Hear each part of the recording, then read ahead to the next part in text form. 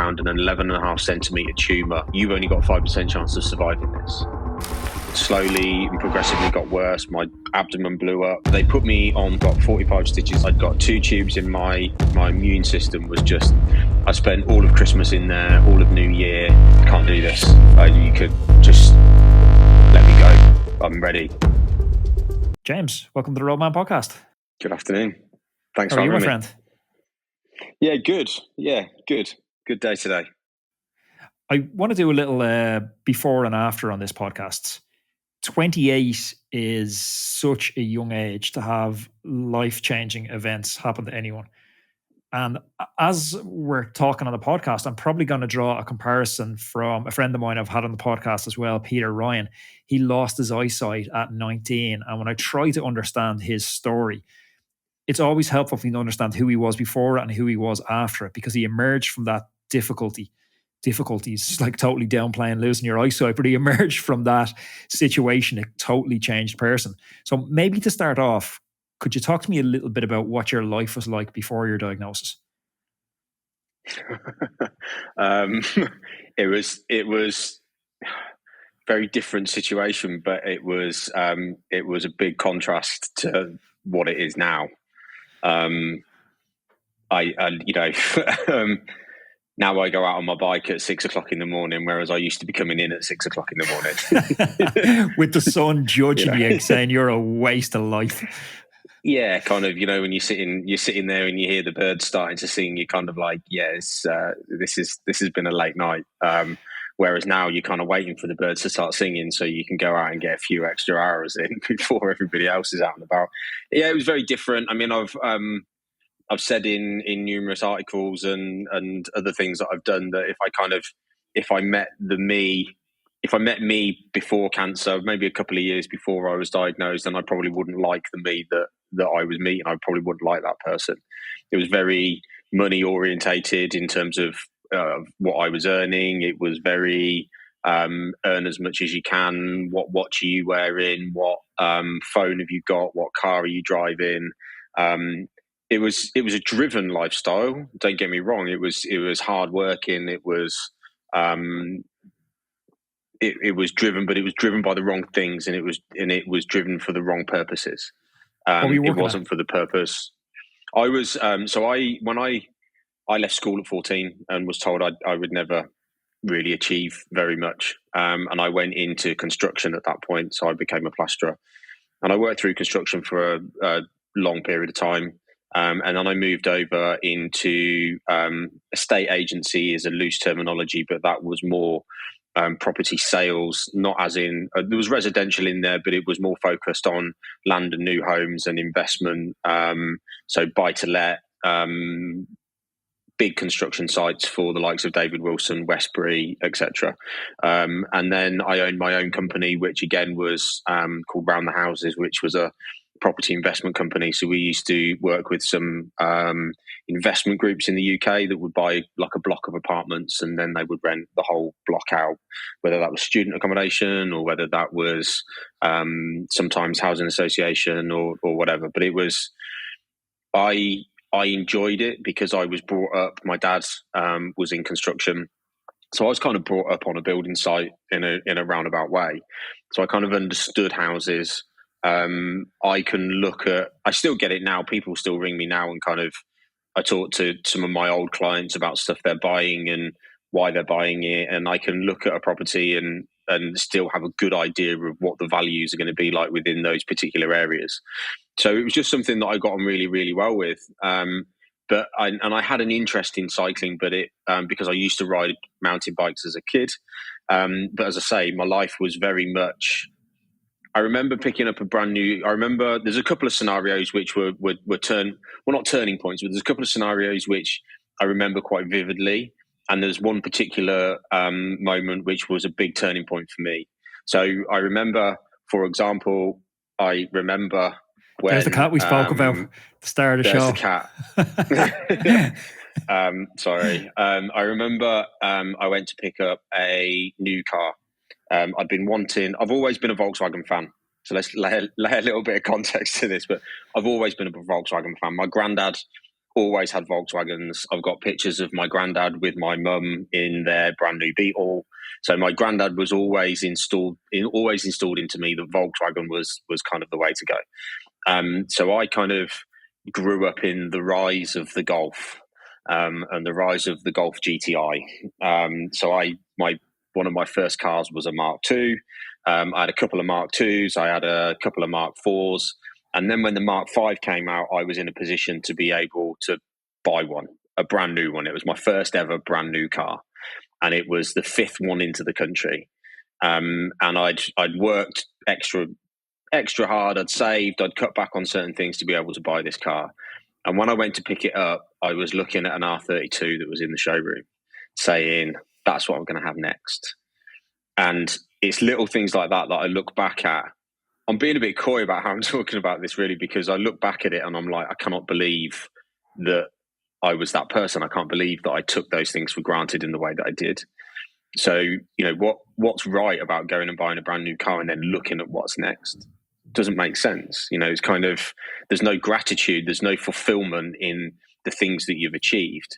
And one of the things that it's kind of annoys me a little bit now about cycling and the events and the challenges and things that we do is that as soon as you finish a race or you finish a challenge, somebody turns around to you and goes, well, what's next?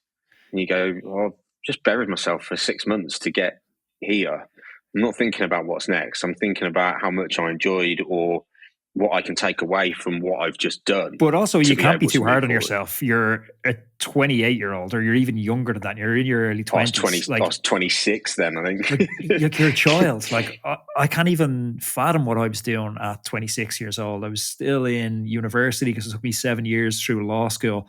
So I'm still in university, living in my mom's house, like living off peanuts, and you're buying somebody's car. So it's commendable in one sense. But did you have a moment when, if I'm listening to Lance Armstrong's story, and I know he's got dragged through the ringer, and rightly so, over the last decade, but I remember reading his book, It's Not About the Bike, and he had a moment where he was puking blood in the sink, where he realized, oh, this isn't normal. I need to go and get checked out here. There's something up. Did you have a moment pre-diagnosis that prompted you to go and get checked out? No, Not to that extent. So basically what happened was that when the 2007 crash landed, the business that I owned at the time, we had a lot of property which was constructed, was built, was ready to go. And we sold that super quick. That went out the door. And then we were left with a lot of off-plan property that was waiting to be built, and nobody was buying anything. Nobody would go anywhere near it. So after 2 or 3 months, I kind of went, there's a reason for me saying this, but I kind of went, this can't carry on. We can't carry on like this. We're going to need to kind of wind things down, either pull them back for a long period of time. And I rang a couple of guys who I used to work with, and I was like, have you got any plastering work? And they were like, yeah. So I always try and install into my kids now, whatever you want to do in life, try and get a trade first. If you can get something of where you've got a trade, you will always be able to fall back on that. If you want to be a lawyer, or you want to go and be a doctor, or you want to go traveling or whatever, that's fine. But just try and do something where you can get some kind of skill base to be able to take that forward with you. And I had plastering. I was lucky to have plastering. So within probably 2 or 3 weeks of making the decision to close round the houses, I was back on site and I was plastering. And then after a few months of doing that, I kind of started to get this back pain, and it progressively got worse. It progressively became a problem. It started waking me up in the middle of the night. I was waking up in the morning in absolute agony. And I kind of didn't think anything of it, because I just thought, do you know what? You've gone from kind of sitting behind a desk all day to doing back into manual work. Build sites and the best way that. Yeah, I mean, the best way that I can explain plastering to people that don't have experience of it is it's like doing step aerobics all day, every day.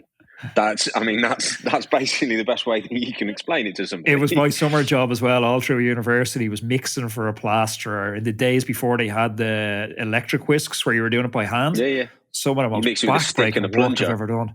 Oh, brutal stuff. Yeah, you're throwing, I mean, and you will remember that we used to throw around 50 kilogram bags of plaster. Now they're only 25 kilogram bags of plaster. But, you're carrying two of these things at a time off the back of a lorry or out of a van. And you're probably going through, I mean, I was probably going through sort of 8 to 10 bags a day. So again, you kind of go in, it's just because of the change of job. So I kind of put up with it for a little while. And then it got to the point of where a couple of days it was really, really bad. So I went to see my chiropractor. I've told the story a few times, but I just saw him and he was like, "There's nothing wrong with you. You're the best shape I've ever seen you. You're fitter than I've ever seen you.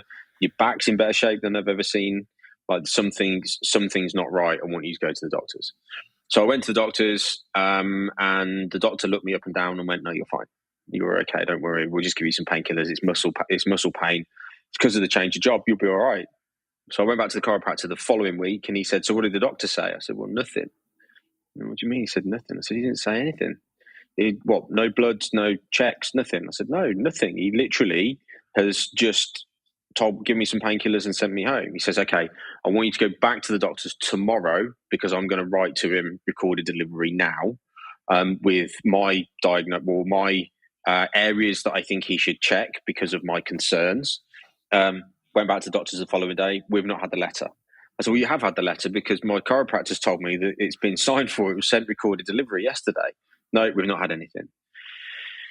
A couple of weeks later, I went back to the doctors to sit. I was in the shower and I found, as I say in school talks, I found a lump next to one of the generals. Now that always gets every 12-year-old boy in a school conversation absolutely in hysterics. The whole school hall will erupt with laughter when you come out with that line. And I told this doctor, and he said, "Okay, let's do some checkups. I will refer you to a specialist." I got referred to a specialist and had an appointment made for me within 8 weeks. I rang through, said to this lady, "Why is it in 8 weeks?" She said, "You've been referred to the rugby clinic." The doctor's actually based in Coventry, which is about 20 minutes away from where I was living. "You've been referred to rugby. He's got no appointments on his next visit. You have to go on to the next visit." I said, "Well, can I not just go to Coventry? It's like, it's up the road. If I'm taking an afternoon off work to go to rugby, I might as well just go to Cov." She says, "Well, no, you've been referred to rugby. So if you want to go to Coventry, you'll need to go back to the doctor and get them to refer you to Coventry." Nonsense. So it's just crazy. So I told my mum. My mum did what any mum does and went nuts. She rang this secretary, and the secretary said, if he's that bad, why don't you just take him to A&E? And then about 2 days later, I rang my mum and said, I'm in the worst pain I've ever been in. This was early. So normally it didn't kind of kick in until quite late on in the afternoon or the evening. I could feel it, but in the evening it would like really start to hurt. And this was at about 8 o'clock, 8:30. And I rang my mum and said, it's worse than it's ever been tonight. And she was like, "Do you want to go to A&E?" And I said, "Look, let me just take a couple of painkillers, just give it half an hour and we'll kind of see how I feel." And I rang mum back within about 20 minutes and said, "Can you take me to A&E?" So she drove me to Coventry. And I don't know whether we walked into A&E and it was heaving. It was absolutely packed. But there was a chair over in the left-hand corner. And my mum said, "You go and sit down over there. I'll sort this out." So I went over and sat down, and I don't know whether I fell asleep or whether I just lost track of time, but it felt like I sat down, and within a couple of minutes I looked up and there was a nurse there with a wheelchair to take me through to the back room. Now, whether my mum had said, "I've got James Golding," and they put my name in and it brought up some red flag because of the blood tests that we'd had, or there'd been some kind of note on the system or what, I don't know. But I didn't sit in A&E for 9 hours waiting to go through and see a doctor. I was straight through. And that was the 11th of November, 2008. And I spent, give or take, the next 6 months in hospital. Today's show sponsor is Pillar. Well, we're all familiar with the importance of electrolytes and carbohydrates and their role in our race preparation. Pillar is taking a completely different route. It focuses on micronutrition, ensuring we're ready to perform even before we hit the start line. It's all about promoting a good night's sleep, facilitating effective recovery and replenishing those crucial micronutrients so you can perform at your very, very best. I've been running my own personal little experiment over the past month, and I've been incorporating Pillar's triple magnesium supplement into my evening routine. I take it about 30 minutes before bed, and the results I've seen are absolutely remarkable. The improvement in sleep quality, about 10% I've seen. I've been tracking my sleep with my Whoop device, and the results are there in absolute black and white. I've given this to friends, they've tested it, and they've all experienced the same results. I wake up feeling refreshed, having had a deep restorative sleep, so I'm ready to attack work, training, and life the next day. But don't just take my word for it. The data from your fitness tracker will tell you the story. So if you're ready to elevate your performance and your sleep quality like me, just go ahead and give Pillar a try. Head to pillarperformance.shop and use the code ROADMAN on your local website for 15% off your first order. If you're watching this in the US, head over to thefeed.com/pillar and use the code ROADMAN for 15% off that first order as well. Now let's get back to the show. Was there a moment there where, because I guess for quite a while you're in A&E, you're, as a 28-year-old, your head's not going to cancer. Your head's going to, I've strained something, I have some sort of virus, maybe a meningitis at worst. Your head is unlikely to go to cancer unless you have a family experience or a friend that's got it. Is there a moment where it's like the curtain's revealed and they say, hey, the prognosis is cancer? Yeah. So originally when I went in, they put me on painkillers straight away. So the 11th is when I went in, and I was admitted on the 11th that night. They took me straight up to the ward in the morning. They put me on morphine, which was Oromorph, and slow release tablets. They said, we're going to do some scans to see what's going on. Originally, they thought it was probably a kidney stone that was the problem. There was no talk of cancer. And then we did a scan on the 13th, and they'd actually pre-warned me. They said, we're going to do a scan. We think we know what the problem is. Now, if it does turn out to be cancer of any sort, if it is testicular cancer because of the lump, then we will take you into surgery straight away that afternoon, and we will remove what we need to. And it was like, okay, fine. Now, one thing that's worth mentioning, I think, here is that a lot of people say to me, but why didn't you think it was cancer? Why would you, there's so much information out there about cancer and so much information out there about illnesses. And what a lot of people, or what I say to a lot of people, is we didn't have access to that information in 2008. Now, 2008 isn't that long ago, but iPhones weren't around in 2008. Yeah. We were still just using normal phones, unless you were engaged online with Facebook, or we had Facebook and a couple of other things. So there wasn't the free flow of information of check this, look at this, this could be the problem. Are you having this symptom? Make sure you look into X, Y, and Z. So but we're also really bad at realizing that we are mortal. Like, we realize other people are mortal, and we look at our parents or our auntie, and we know that it's not going to be forever. But when we look at ourselves, very few of us have that emotional intelligence to understand this doesn't last forever. Because if we did, there's no way we would behave like we behave. There's no way we'd prioritize trivial social engagements and chasing likes for dopamine hits over spending quality time with loved ones. There's no way we would work 70, 80 hours a week, because having read a lot of testimonials from people who are on their deathbed, nobody's ever said, I wish I worked longer. I wish I had more cars. I wish I had a bigger house. Everybody says, I wish I spent more time doing the things I love, spent more time with the people I love. We don't have an intelligence to recognize that mortality in ourselves, despite the Stoic teachings of that kind of momentum mori, you will die. It's also the area. I think there's a lot of that is the kind of the culture and the areas that we come from. You've just jogged my memory on a story that I heard yesterday, which was it was on a podcast, and it was about the Mexican and the American, and the Mexican goes fishing every day, and the American says to him, why do you go fishing in the morning? He says, well, I catch enough fish for my family so we can go home and we can cook the fish and sit around a fire. And he says, but why don't you fish all day and catch more fish so then you can sell the fish? He said, well, why would I want to sell the fish? He said, well, because then you can employ people to work for you and then you can catch more fish. And he said, but why would I want to do that? And he says, well, because then you can start processing the fish and you can sell it to more people. But why would I want to do that? And he said, well, because then you can start canning it and you can create a corporation in America and sell it to other places. He said, but why would I want to do that? He said, because then you can sell the company. He said, but why would I want to sell the company? He said, because then you can spend more time with your family. And it's so true. Hold on a minute. I spend all this time with my family anyway. So it's so true. And that's just the mentality. Like, I do try and live, and every day I try to remind myself of my own mortality and try and use that lens to view things through. But what's it like to actually be confronted with your own mortality in a very definite sense? I think I reflect on that more. I think I reflect on that a lot more now and have done over the past.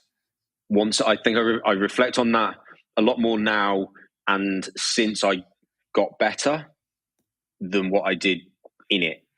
You don't, I mean, I was never. Nobody ever said to me, They said to me afterwards. So nobody ever said to me at the time, you've only got 5% chance of surviving this. There was never. I mean, I was diagnosed on the 13th. I had a biopsy a couple of weeks later. Then, on the 13th, they told me that it wasn't testicular cancer, but they'd found an 11.5 centimeter tumor wedged between my spine, kidney, and bowel, which was inoperable because of where it was. There was no way that they wanted to go in and remove it. It was too close to my spine, and there was too many risks associated with it. So we would need to go down a chemotherapy route to be able to shrink the tumor, and then later on we would look at what those options were. So they put me on to chemo. The nurses even commented that they'd never seen such a strong concoction of chemotherapy in their history of being on that ward. I mean, chemo is a really weird thing because you're sitting there in your bed or in the chair with this bag of clear water-looking fluid next to you, but the nurse is using like heavy industrial gloves to put this thing up. She can't come into contact. Yeah, she can't come into contact with it. So, and the best way that I can describe it is, have you ever seen a guy filling an oil tanker or emptying an oil tanker with these massive rubber gloves? That's genuinely what they're like. That's what she's putting this cannula together with, that's going in your arm. And then by Christmas, I wasn't in a great place. I'd started to lose weight. I wasn't able to eat. I was on I'd been moved to a kind of a clinical ward where nobody can come and see you, and if they do, they have to wear gowns and face masks, and you're only allowed one person in at a time. It's literally like an incubator room that you're in. It's quite freaky, really. And I'd got all thrush and ulcers all down my mouth and all down my throat. My immune system was just obliterated. I spent all of Christmas in there, all of New Year. I then had a little bit more chemo. So the original plan was that I'd have a week of chemo, 3 weeks, week of chemo, 3 weeks, week of chemo. The idea was that I would go home in between. It's like periodization for chemo. Yeah. So the idea was that I'd go home in between those sessions, but that didn't always work out because of not being able to eat properly or because of sickness and vomiting. And then I went in for my third lot of chemo, and Andy Stockdale, who was my oncologist, did his usual checks over, and he said, I'm not going to give you your chemo today. I am going to admit you, and we're going to give you some fresh blood. Let's just monitor things. There's a bit of fluid buildup on your ankles, and I just don't want to do your chemo just yet. And then I never actually had my third lot of chemo. I spiraled from that point and slowly and progressively got worse. My abdomen blew up. There were a number of complications. They put a tube in the side of me to feed me direct off a machine 24 hours a day because I was losing so much weight. That tube eroded through the back of my bowel, so all the food that was being pumped into me was being pumped into my cavity. Everything that I was eating was coming out of the hole, which was then laying in my cavity. And then by the middle of 23rd, 24th of February, I'd gone from 14 stone to 6 and lost the ability to walk and was being rushed into emergency surgery. where Phil Baragwanath him and 4 surgeons spent 6 hours saving my life. And it was coming out of that I was then in intensive care for 2 weeks. I was kept in an induced coma for just under 2 weeks of that. I stayed in intensive care for a little bit longer, but I wasn't sleeping at the time. So I was then starting to go a bit crazy.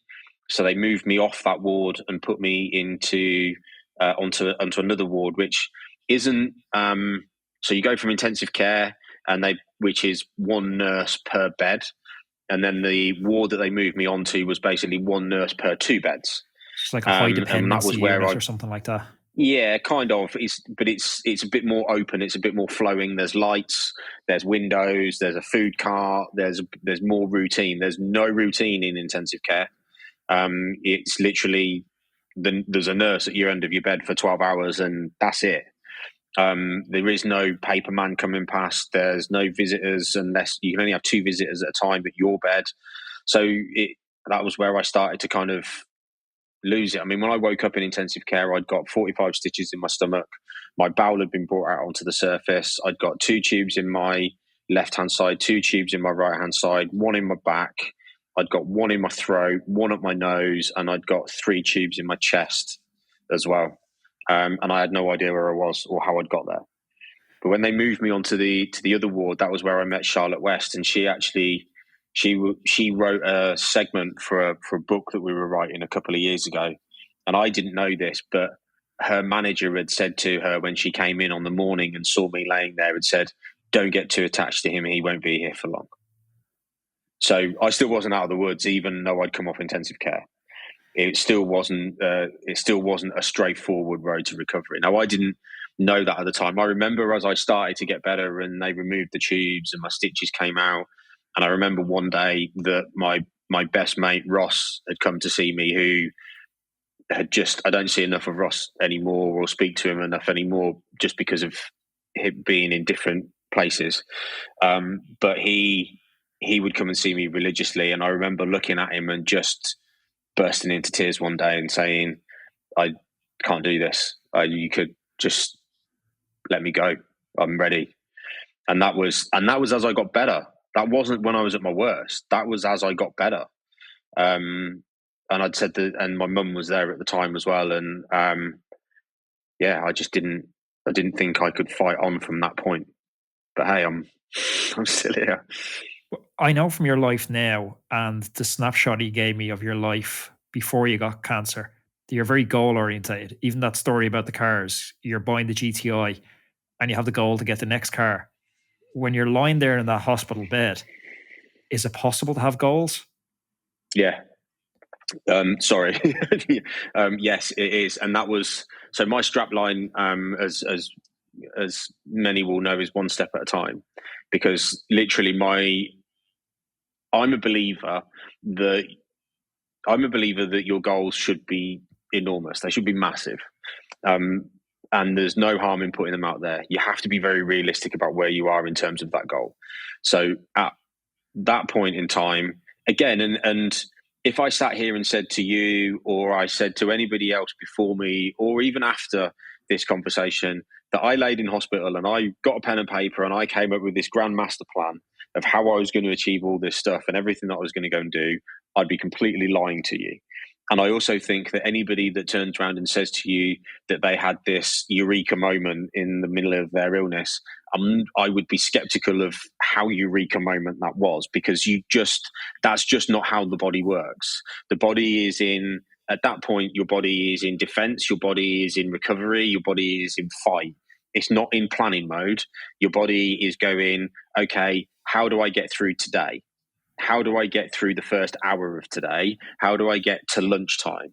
And that for me was, the lights would come on the ward at 8 o'clock in the morning. The lady would come round with breakfast. And as soon as you'd had breakfast, the medicine lady would come round and she would give you your tablets or anything that you needed, that you had to have throughout the day.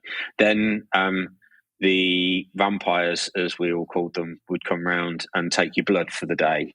And you'd sit there and it would be a different vampire every day. And you'd sit there and I'd go F87880, which I can still remember my hospital number to this day. They'd take your blood and off they would go. And then I'd watch Jeremy Kyle. And then I'd watch Homes Under the Hammer. And then I'd watch something else after that, and then it's lunchtime. And they would come round and they would bring you your lunch. And then as soon as you'd had your lunch, somebody would come round and give you your medicine for the afternoon. And then my mum would turn up, and I'd sit there and I'd watch Jeremy Kyle again because there was a Double Bill episode on in the afternoon, and I'd watch something else. But these were all things of just breaking the day down into very, very simple, small steps, and you do it every day. And then I'd eat a load of food. My mum would bring bags of food into the hospital because, I mean, there's a whole other story about how I'd refused my feed tube and wouldn't allow my feed tube in my stomach because I associated that with being the reasons why I'd been in intensive care. But so my mum would bring food in, and she was the only person that was allowed to bring food onto the ward. But that was because my surgeon had said he needs to eat. And that was my process. And then you would have your evening tea.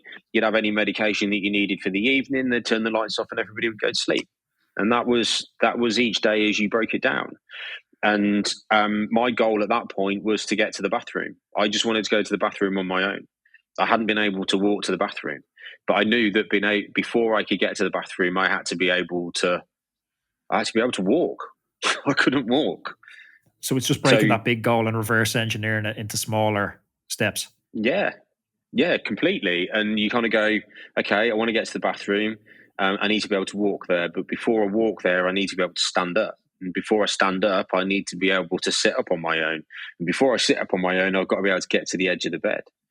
A story I've told many times is that I got into a lot of trouble with the nurses because what I'd do was I'd use the bed to sit up. So I'd use the electric motor on the bed to sit up, and then I'd let the bed go back down, and I'd see how long I could sit up before I fell backwards. And then when I fell backwards, it'd make this great crash on the bed. The nurses would come in running in, and they'd go, "You're doing the bed thing again, aren't you?" And I'd be like, "Yeah." And be like, "Stop it." And I was told that I was allowed to eat mashed potato and gravy because of the amount of surgery that I'd had on my stomach. And I was starting to eat a bit more than that at one point. I was allowed to have sausages and soft meats, but I wasn't allowed to push the boundaries. And I remember my surgeon, who I have a great relationship with and I'm still in contact with now. And he came in one day and said, "So how are we going with the diet then?" I said, yeah, fine. He said, "Food's all right?" I said, food's fine. He said, "So still eating the soft stuff and easy to digest?" I went, yeah. He said, "So why is there a Nando's bag by your bed?" When you reflect on that whole period of your life now, and when you're looking back now with the benefit of hindsight, is there lessons you take from that period of your life that you still apply today? Yes.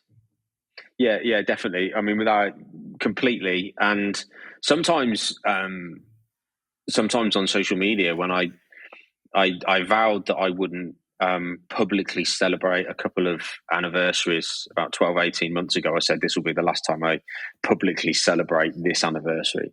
And that was because I just needed to move away from that particular time, not the particular photo that I used or certain things around it, but sometimes I post certain things, and to be honest, and it's not for the likes, it's not for the comments, it's for me reflecting. I think reflection is hugely important in everything that we do. I think there's a couple of things. So for me, the big things are big goal, massive goal, but then also using reflection to be able to understand where you've actually come from, because I don't think we give ourselves as humans enough credit of actually what we've been able to achieve in our lives to get to where we are now and do the things that we do. So one of the things I talk about quite a lot is the most impressive thing that you've ever achieved in your life.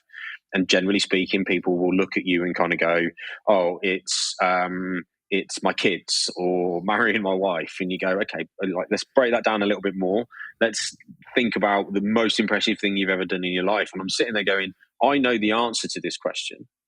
I don't even know you, and I know the answer to this question. And they'll go, "What is it?" I'll go, "Walking. You learned to walk at 8, 9, 10 months old. You had your parents to aspire to be like them, but you had no internet, you had no coach, you had no strength and conditioning coach, you had no nutritionist, you had no Google, you had no knowledge, and you had no way of absorbing that knowledge that you were being given, yet you dragged yourself across the floor and picked yourself up on a bit of furniture and you walked." You might have fallen over a few times, and it might have taken a little while to get into that process, but you did it. And now you're sitting there at 25, 35, 45, 50 saying, oh, I can't do that. But you've got all of this knowledge. You've achieved everything you have to get to where you are now. You've learned how to ride a bike, to drive a car, to eat your dinner, to get dressed. You've learned how to teach your kids. You've learned how to do all these different things that you do every single day at one point in time that you weren't able to do. But because something challenges you, you sit there and go, I can't do that. Where did cycling weave its way into your comeback story? I spoke to Owen Ver Mullan a couple of days ago on the podcast, and he is the cousin of ex Jumbo Visma rider Alexi Ver Mullan, and his story is fascinating. He suffered some shocking childhood abuse and was made homeless at an early age, took to the streets of Vancouver, developed a drug habit, addicted to heroin for the better part of his life. And ultimately, it wasn't any of the traditional counseling methods that got him clean. It was actually cycling that got him clean. And I'm fascinated by that role that something as simple as the bike can play in the complex road to recovery. What role did it play in your story? It was exactly that. It was recovery. It was freedom. It was being able to move further and faster than I had done. I used to race mountain bikes as a kid, cross country and downhill. It was the kind of the late 80s, early 90s, just as what we would potentially call kind of proper mountain biking broke onto the scene in the UK. The kind of the Kona, Marin, Klein, Manitou, Fat Cool Chance bikes. kind of, that kind of Proflex and that kind of era, really. And I always remembered the joy that I got in that. And there was a bike in the corner of my house which one of my lodgers owned, and I kind of said, "Can I borrow your bike?" And I took it to the local reservoir, and I rode 5 miles around the local resi, and it was the freest that I'd felt for a very, very long time. It was the fastest that I'd moved under my own power for a very, very long time, and I loved it. I just absolutely loved it, and I needed something. I wanted to go back to work, but I wasn't ready to go back to work. When somebody turns around to you after you've been through that and goes, "Brilliant, well done, all good, back to normal," you kind of go, "What's normal?" Like, I'm confused because normal doesn't look like it used to me anymore. And that was quite difficult to get my head round. And then through various conversations with a couple of people, we came up with an idea of a charity event, which was to cycle across America. And I kind of went, yeah, let's do that. Let's go and ride across America. And this was whilst I was riding 10 miles around the local reservoir. And that's what I mean about this big, massive goal, but understanding where you are. You can have that big goal, set that big goal, tell everybody you're going to do it, look at where you are, and then work out how you're going to get from where you are now to achieving that goal. And just to jump in there for a second, James, because that's so powerful for people listening to this. Maybe their goal isn't to ride across America, and maybe their starting point isn't coming from cancer. They could have a totally unique challenge. But I'm thinking of a lot of our listeners that are 15, 20 kilograms overweight, and their goal is maybe to have a six-pack. Yet that's the North Star that can guide your vision. But just get the salad instead of the burger tonight. It needs to start as small as you're saying, starting from 10 miles and working up to 11 miles. Like, what's the smallest action you can take today to start building that bit of positive momentum? I think that's such a valuable lesson. Yeah, completely. If it could be, it could be a running goal. It could be that you want to go and run 5K. Well, first off, go and buy a pair of trainers, and then second off, maybe go and walk 5K. Try that first, before you think about running it, or find a 5K loop, go and walk it a few times, walk it again, and then maybe walk it and find little sections within it that you're going to run for a little while, and then try and run a bit more next week and a bit more the next week. But you have to, and again, this is where reflection comes into it. And I talk about reflection because, like, we're preparing for Race Across America at the moment, and I talk about reflection because I'm sitting there going, I've only done or I'm not going well at the moment, or I don't feel very good at the moment, or this isn't working out for me at the moment. And you kind of go, but hold on a minute, 5 years ago, you would have been happy going out and doing X amount. It's a really bad analogy because I can't think of an actual particular point in time where we've.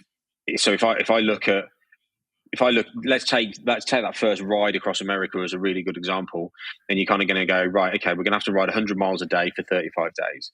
The most I'm doing is 10 miles. If you're doing 10 miles, you can do 12 miles. And this was how it kind of went for me. When one lap of the local reservoir was 5 miles, 2 laps were 10 miles. If I could ride 10 miles, I can ride from my house in Rugby to my mum's house in Daventry. And if I can get to my mum's house in Daventry and have something to eat or something to drink, then I can get back as well. And if I can't get back, then at least I'm somewhere where I've got a bit of a comfort blanket to wait for a while and either have a lift or whatever. Now, if I can ride 20 miles, then I can find a 20-mile loop before I get back to my house. And if I can ride 20 miles, I can slow down and I can ride a little bit more than that. And you start to add little bits on. So you kind of go, well, if I go from here to my mum's house, it's 10. But if I go from here to Dave's and then to my mum's, that's 15 miles. So you start to kind of think about these slightly bigger trips that you can make. But over time, you then get to 50 miles. And then the next week you go out and all you can manage is 40 and you're really annoyed with yourself and you're angry and you're frustrated that it's not going the way that you want it to go. So you sit there and you go, I'm not doing this anymore. Forget it. I've had enough. What we should be doing is reflecting and going, actually, 6 weeks ago, I couldn't even ride 10 miles. Like, if I take a step back, that's fine. If I'm going to climb, I was watching something on Netflix about Everest the other day, and this guy, I've always talked about it, but what this guy was saying was perfect. He was like, so you start off at base camp and you go to camp 1 and you stay in camp 1 for a little while and you wait there. And then essentially what you do is you come back down and then we go back up to camp 2 and we stay there for a little while and we'll wait for a while. And then what we'll do is we'll come back down to camp 1 and then we'll go to camp 3 and then we'll come back down to camp 2. And then eventually somebody will go, right, summit. And we go right to the very, very top. But it's about acclimatization on the way up. And whether you're climbing a mountain or whether you're looking to lose 15 kilos, 10 kilos, or whether you're looking to do that 5K, it's exactly the same way. And instead of looking at losing that 10 kilos or that 15 kilos, how long a period do you want to be able to do that over? Okay, well, I want to lose, for example, I want to lose 15 kilos and I want to lose 15 kilos within the next 7 months. Okay, so that's 2 kilos a month that you want to be able to lose. That's pretty punchy, but that's actually 1/4 of a kilo a week. So a guy rang me, messaged me yesterday and said that he's doing a big of an off-road gravel event. And he was like, have you seen the amount of climbing that's in this? And I messaged him back. I said, yeah, that's punchy. He said, what would you do? I said, well, first of all, I try and make my bike a lot heavier whilst I'm training. Whilst I'm here, I would try and make my bike a lot heavier. Gave him a bit of advice. He came back and said, thanks very much. And I was looking at it again. I said, mate, hold on a minute. I said, this is 1,750 meters of climbing over 750 kilometers. I said, but what you've got to remember is that works out at roughly 23 meters of climbing per kilometer that he's going to be doing. So now, living where we live in training, you're probably doing somewhere between 20 and 26 meters of climbing per kilometer anyway. And he went, yeah, I hadn't thought about it like that. Yeah, it's an interesting way to break stuff down. I suppose to finish up, all of us know you from some of these crazy endurance feats, whether it's the most kilometers ever ridden in 7 days was a crazy record. I think you first came onto my radar when you broke that record, but also the race across the America stuff now that you're pursuing. I just wanted to get a little bit of an insight into your training. Is it all long, slow distance outside, or are you mixing tough indoor sessions with outdoor rides, or what's the breakup look like? There is a mix of that. A lot of it, some of that comes down to definition, I suppose, because what people's perception of a long ride and a short hard ride are probably, and I'm chuckling because for me a short hard ride is 3 hours at threshold. So it depends kind of. I work very, very closely with Dean Downing, and Some of it is indoor, some of it is on Zwift, some of it is on Ruvi because we can actually ride the similar roads, particularly through the Mojave Desert. Some of it is go out and do, certainly by kind of May time next year, it will be somewhere in the region of sort of 7, 8, 9 hours a day at sort of 275, 280 watts. Looking at a heart rate probably somewhere in the region of about 125 to 130. But then some of it will be go and do an hour, and just if it's an hour in the garage, just go absolutely as hard as you can for an hour. So there is a bit of a mix in there. But again, with it doesn't matter. I don't think it really matters whether you're doing Race Across America or whether you're doing a sportif. What's important is time on the bike. That's there's no substitute for time sitting on a bike riding, whether you're riding slowly, whether you're riding super hard, or whether you're going short or whether you're going long. And Race Across America is as much about spending time being comfortable, making yourself comfortable whilst being uncomfortable, as what it is about everything. I mean, there's so many different factors, and I've got an amazing crew, and we've got some changes to the crew this year that we've had before, some new additions to the crew this year than we've had previously, who bring a huge wealth of knowledge and experience with them, and I'm super excited to be working with them. I can't say anything at the moment because we've not kind of announced it of who they are. But yeah, there's What's a real your mix pain cave in there. setup like? I'm a bit kind of obsessing and geeking out on my pain cave at the moment. I'm putting fans all over the shop. What's your one like?